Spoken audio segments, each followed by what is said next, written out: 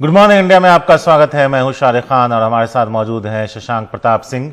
मध्य प्रदेश और केंद्र की सरकार ने पिपरिया के किसानों का जोर शोर से प्रचार किया, बताया कैसे प्रशासन ने फौरन कार्रवाई करते हुए किसानों के हित में बड़ा फैसला लिया। 24 घंटे के अंदर किसानों को न्याय मिला।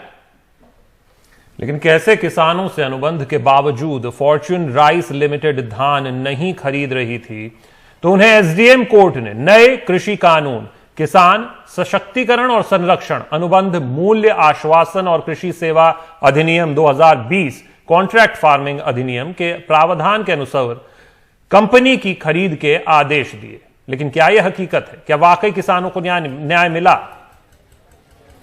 अनुराग द्वारे की ग्राउंड रिपोर्ट बता रही है कि सरकार के दावों की हकीकत उन्हीं किसानों के जरिए जिनके नाम पर यह प्रचार किया गया क्या है, आइए दिखाते हैं।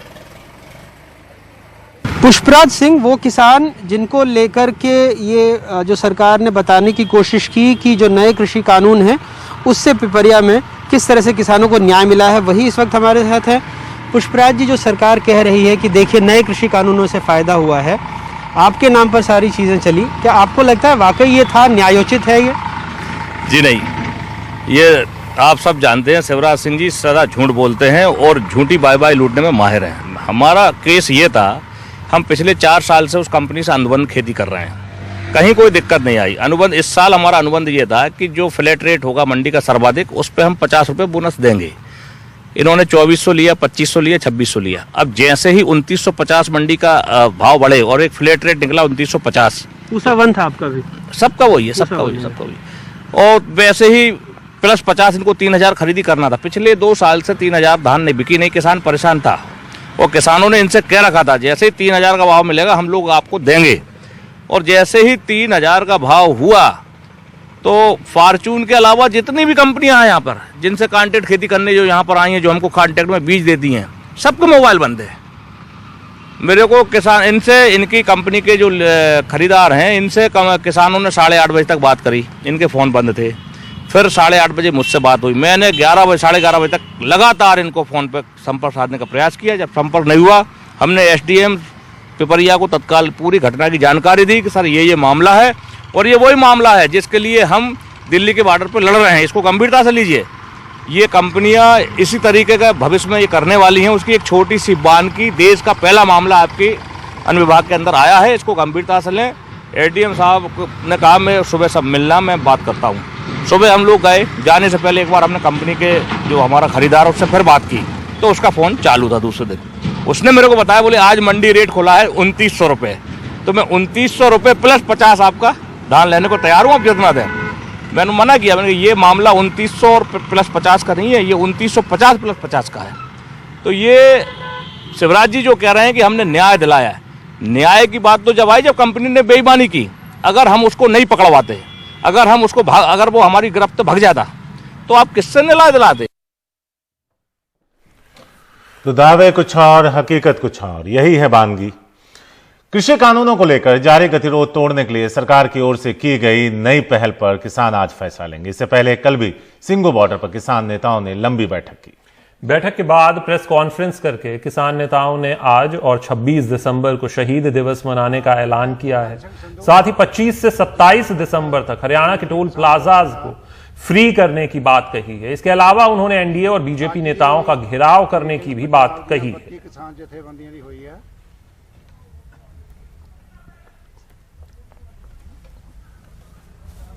जेज फैसला किया गया जेड़ा आने वाले दिनों में चमकौर साहब और फतेहगढ़ साहब का बड़े साहबजादों का और छोटे साहबजादों का शहीदी दिहाड़ा है। जे हम दोनों सिंधु और टीकरी बॉर्डर पर बड़े कबीशर, ढाडी जथे, कथावाचक और सिख चिंतक बुला के इत्थे मनावांगे शहीदी दिहाड़ा। ਇਹਦੇ ਨਾਲ ही 25-26 सताई ਨੂੰ हरियाणा के लोग टोटल टोल फ्री करेंगे।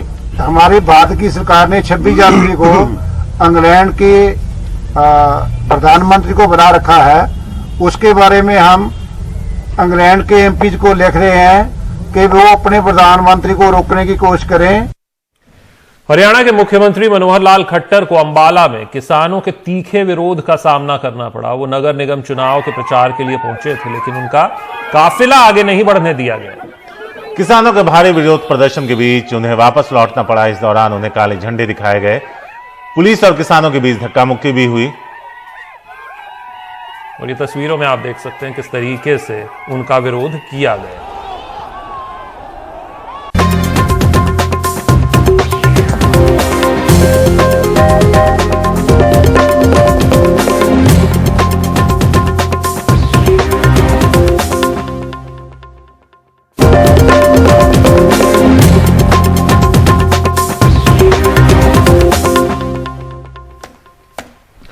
ब्रिटेन से एयर इंडिया के विमान से भारत के अलग अलग शहरों में आए कुल 21 यात्री कोरोना पॉजिटिव पाए गए। ये यात्री दिल्ली, अमृतसर, चेन्नई, कोलकाता और अहमदाबाद के हवाई अड्डों पर पहुंचे थे। दिल्ली आए 5 यात्री, चेन्नई आया 1 व्यक्ति, कोलकाता पहुंचा 2 व्यक्ति और अमृतसर पहुंचे विमान दल के 8 लोग कोरोना संक्रमित पाए गए हैं। राज्य सरकारों ने अब इन लोगों की कॉन्टैक्ट ट्रेसिंग शुरू कर दी है। कोरोना के नए रूप का पता लगने के बाद भारत ने 23 दिसंबर से 31 दिसंबर तक ब्रिटेन से आने जाने वाली सभी उड़ानों पर रोक लगाने का फैसला किया है। शरद शर्मा हमारे साथ जुड़ गए हैं। शरद, ये जो फैसला लिया गया है, अभी फिलहाल इसको लेकर क्या कुछ निकलकर सामने आया? एक रिपोर्ट भी आई थी कि कल कुछ लोग जो आए हैं ब्रिटेन से वो पॉजिटिव पाए गए हैं। कोलकाता का मैं जिक्र कर रहा हूं और बाकी कुछ एक फ्लाइट्स भी आई हैं। तो अभी इसमें क्या अपडेट है? इसमें अभी ये ज्यादा खतरनाक तो नहीं बताया जा रहा वायरस? देखिए, ये बात जरूर है जो आप कह रहे हैं। थोड़ा इसको आगे मैं और बढ़ा दूं कि ये वो लोग आ रहे हैं कि जिनका अनिवार्य रूप से ये जरूरी है कि वो अपने कोरोना की नेगेटिव रिपोर्ट लेके आए, तभी वो इंडिया में एंटर कर सकते हैं। लेकिन अब जब क्योंकि सख्ती बढ़ी तो टेस्ट कराया गया तो ये लोग पॉजिटिव आ रहे हैं। तो हमें पहली बात तो ये समझना चाहिए कि अगर कोई नेगेटिव रिपोर्ट भी लेके आ रहा है, इसका मतलब तो ये गारंटी नहीं है कि वो संक्रमित नहीं होगा। हो सकता है कि उस समय लक्षण ना उभरे हों और इसीलिए वो पॉजिटिव नहीं पाया गया। तो पहली बात तो ये है। दूसरा, केंद्र सरकार ने परसों ये कहा था कि फ्लाइट्स बैन हो रही हैं और एयरपोर्ट पे ये आरटीपीसीआर टेस्ट होगा, लेकिन अब कल एसओपीज आई हैं जो ये कहती हैं कि 9 दिसंबर से लेकर 23 दिसंबर के बीच जितने भी लोग यूके से आए हैं सभी का आरटीपीसीआर टेस्ट करवाया जाएगा। तो केंद्र सरकार ने तो आदेश दे दिया। अब इस आदेश के बाद में अभी जो राज्य सरकारें हैं वो अभी इसमें चिंतन मंथन में लगी हुई हैं कि ये जो इंतजाम है ये कैसे होगा, क्योंकि आरटीपीसीआर टेस्ट जो है वो कोई साधारण टेस्ट तो है नहीं। आप एंटीजन टेस्ट जरूर घरों पे जाके कर सकते हैं लोगों का, लेकिन आरटीपीसीआर टेस्ट तो इस तरह से नहीं हुआ करता है। तो राज्यों के ऊपर अब जिम्मेदारी है कि वो सभी का आरटीपीसीआर टेस्ट कराएं और अगर पॉजिटिव पाए जाते हैं तो उनको अलग आइसोलेशन सेंटर में आइसोलेशन में रखा जाए। तो अभी केंद्र ने आदेश जारी किए हैं। अभी राज्य सरकारों को इस पर अमल करना है। आसान नहीं होगा राज्यों के लिए इस पर अमल करना, क्योंकि आरटीपीसीआर टेस्ट के लिए लोगों को मनाना कि आप आइए आरटीपीसीआर टेस्ट कराइए, ये आसान काम नहीं होता है। कुछ समय लगेगा इसमें। जब ये होता हुआ दिखेगा तो हम इसको भी रिपोर्ट करेंगे। शुक्रिया शरद, बताने के लिए कि आखिर क्या कुछ हो रहा है और राज्य सरकारों के लिए क्या चुनौती है।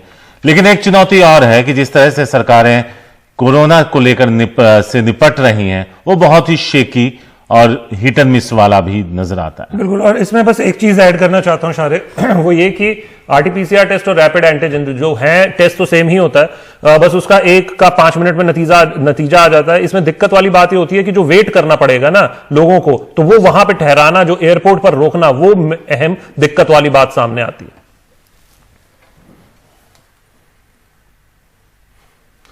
यूपी के प्रयागराज में इफ्को के प्लांट में बड़ा हादसा हुआ है। यूरिया बनाने वाले प्लांट में देर रात अमोनिया गैस से रिसाव से हड़कंप मच गया। इसमें 2 अफसरों की जान चली गई। गैस रिसाव की चपेट में आकर 2 दर्जन कर्मचारी बीमार हो गए हैं। इन सभी को अस्पताल में भर्ती कराया गया है। बीमार कर्मचारियों में कई की हालत नाजुक बताई जा रही है। इस हादसे में प्लांट के असिस्टेंट मैनेजर बीपी सिंह और डिप्टी मैनेजर अभिनंदन की मौत हो गई है।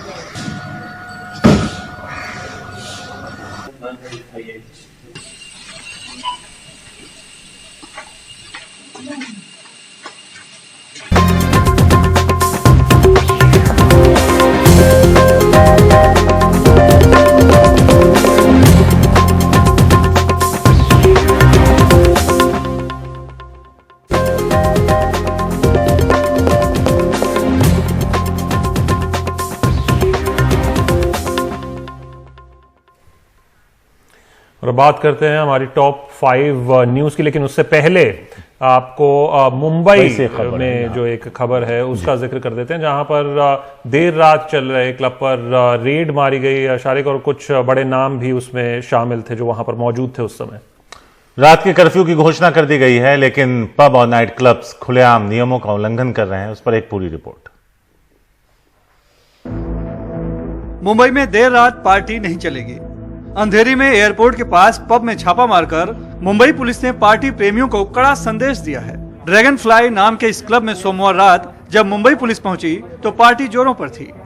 खास बात है कि जब छापा मारा गया था तो जो अनुमति है चलाने की वो लगभग 11:30 बजे तक की है, लेकिन 2 बजे तक पब चल रहा था और इसमें बड़े बड़े सेलिब्रिटी भी अंदर थे।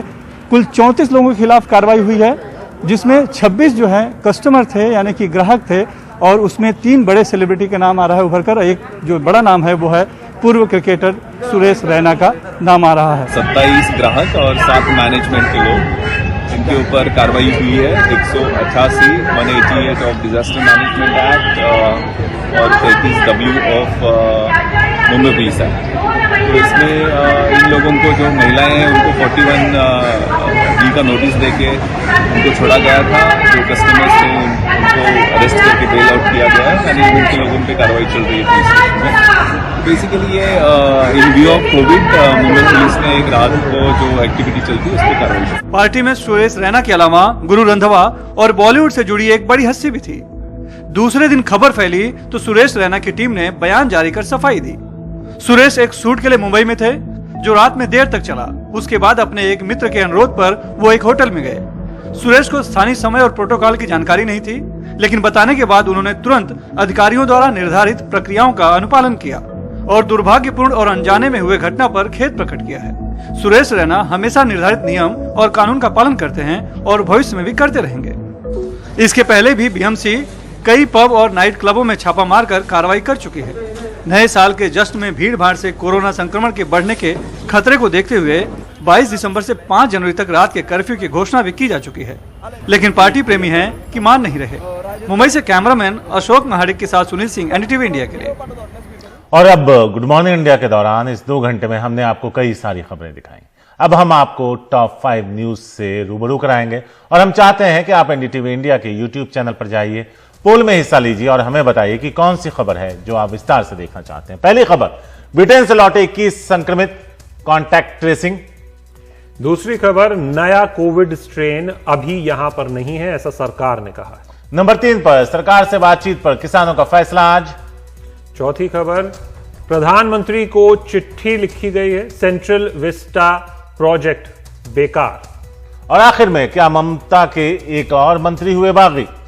इन सभी 5 खबरों को आप अगर देखना चाहते हैं, विस्तार से जानना चाहते हैं, हमारे एनडीटीवी इंडिया यूट्यूब चैनल पर जाएं, वहां पर पोल का हिस्सा बने और हम तक अपनी राय पहुंचाएं कि किस खबर को आप सबसे ज्यादा हमारे चैनल्स पर और यूट्यूब चैनल पर देखना चाहेंगे। फिलहाल इतना ही, हमें दीजिए इजाजत।